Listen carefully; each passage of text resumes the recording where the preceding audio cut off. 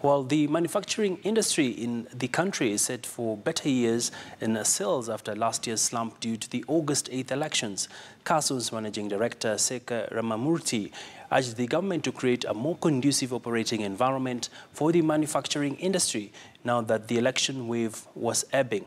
Ramamurthy said that the company's productivity suffered during the 2017, but the outlook for 2018 is positive.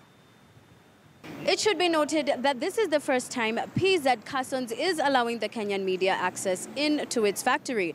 And during a tour of the factory, the managing director of the company, Sekar Ramamurthy, made comments about the performance of the company during the 2017 August 8th elections. He noted that there was a considerable slump in performance, in productivity. However, the company was able to bounce back due to its wide range of products. The business environment has been quite challenging for the last 2017, but Cussons, with its wide range of portfolios, we were able to offer the products to the consumers at the right pricing, and we remain afloat. In fact, marginally we closed better than the previous year.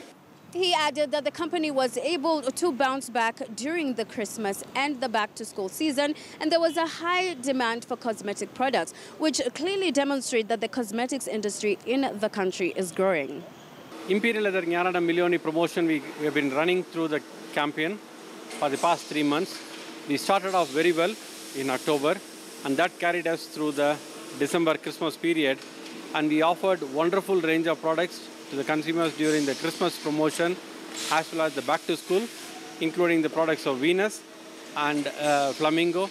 The consumers were extremely delighted that we could give affordable products with a combination of promotional packs and kits, as well as families were very excited during the Christmas. Cussons had a wonderful time in the Christmas and the back to school promotion.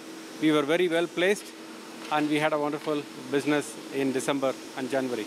Producing about 300 tons of product in a month, the MD says that the outlook for 2018 is positive. We are all hoping that the new government will make a lot of new initiatives to support manufacturing. The Kenyan economy has been robbed of about 30 billion Kenya shillings in revenue due to counterfeit. And Mr. Ramamurthy touched a bit on this topic, saying that counterfeit has not been an issue that has really affected Imperial Leather, but it is something that they do tackle. Government is making effort, and we are also working with the government. We do have some impact on some of the products in terms of counterfeits, but we are not much affected because we manufactured most of the products in Kenya.